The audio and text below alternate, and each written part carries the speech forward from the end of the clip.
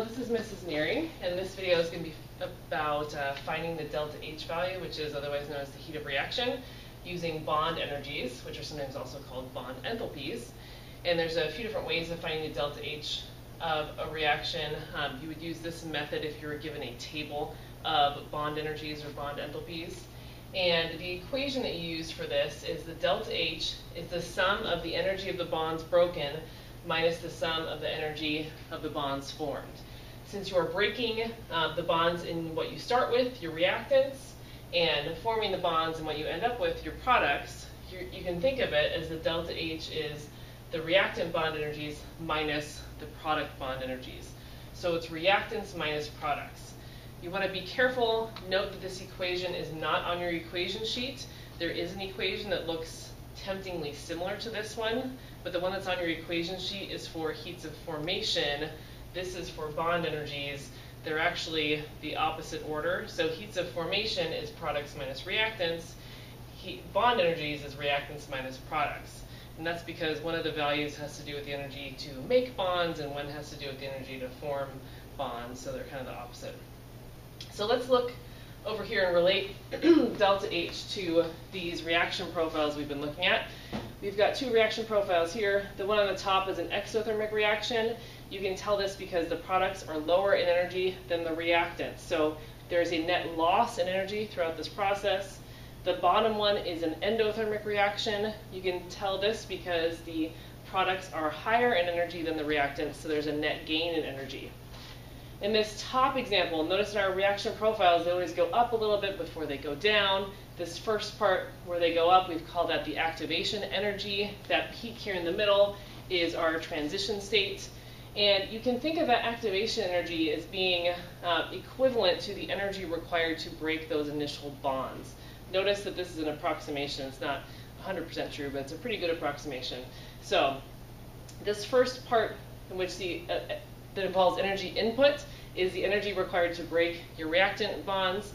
This second part that's going down, that's your energy output, the energy released from making your new bonds. And notice that if it's exothermic, the energy of the bonds that you broke is less than the energy of the bonds that you formed. So this means there is less energy put in than is released. So overall, there's a net release in energy, making it exothermic. The opposite is true in endothermic. In an endothermic reaction, the energy required to break your initial bonds is greater than the energy released from making those new bonds. So I put more energy in than I got out. So overall, there's a net input in energy, giving me a positive delta H value, meaning it's endothermic.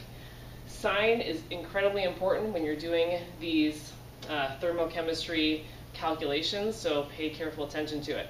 If you see a negative sign, that means energy is being released. If you see a positive sign, that means there's an energy input. So let's look at a sample problem that we might have. You're given a reaction and asked to find the delta H of this reaction, and you would be given a table of bond energies similar to what you found in your homework. So I'm going to be using that table from your homework. You'll see me looking at it. You do not need to memorize bond energies. They would be given to you. Okay. So your first step you might want to do is to draw the Lewis structures of the molecules involved, because this will help make sure that you're looking at the right type of bond. So in O2, you want to remember that, oh yes, that's a double bond, not a single bond, because a double bond has a different bond energy than a single bond. So that's important. And you want to make sure that you get the right number of each type of bond.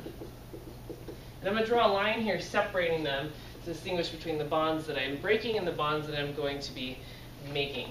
So if I look over here, I've got 4 CH bonds, and I've got 2 O double bond O bonds. And if I look on my table of bond energies, I will see there's 4.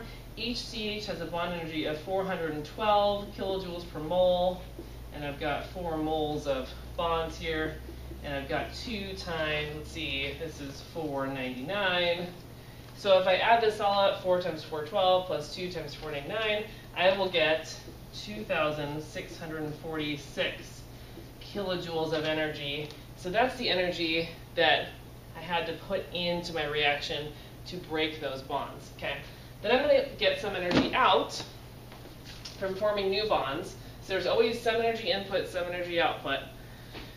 So let's look here. I'm making 2 C double bond O's, and I'm making 4 OH bonds. Again, making these bonds is going to release energy. Breaking these bonds required an input of energy.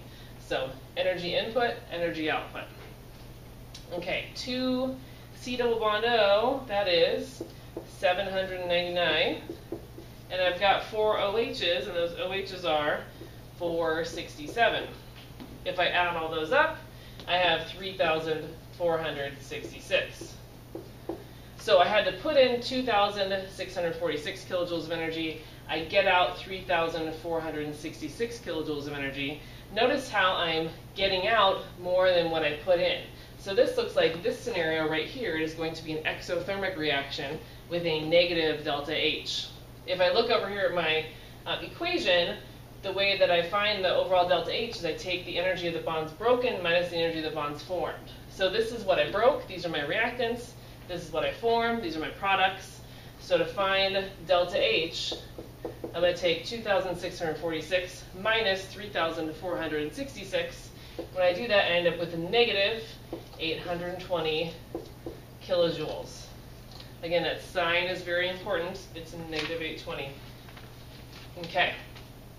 A similar, let me leave this number here, and a similar type of problem, or another variation of this that you might see would be this scenario where, let's say, you didn't know one of these values. So let's say you're given this equation and you were told that overall this has a heat of reaction of negative 820, and they asked you to figure out, well, what is the bond energy of a CH bond? So what I would do here is I'd say, well, I don't know what this bond energy is, but I know that there's 4 of them, so I'm going to call this value x. I'm going to say 4x.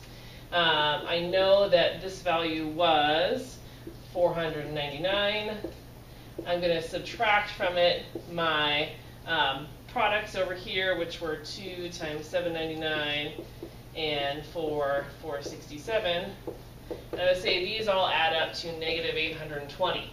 So I should be able to rearrange this and solve for x, and that would tell me the value of the CH bond. So there's 2 scenarios. You might know all of the bond energies and try and find the delta H value, or you might know the delta H value and only some of the bond energies, and you could figure out an unknown bond energy using this kind of setup here. Okay, so that is finding delta H using bond energies.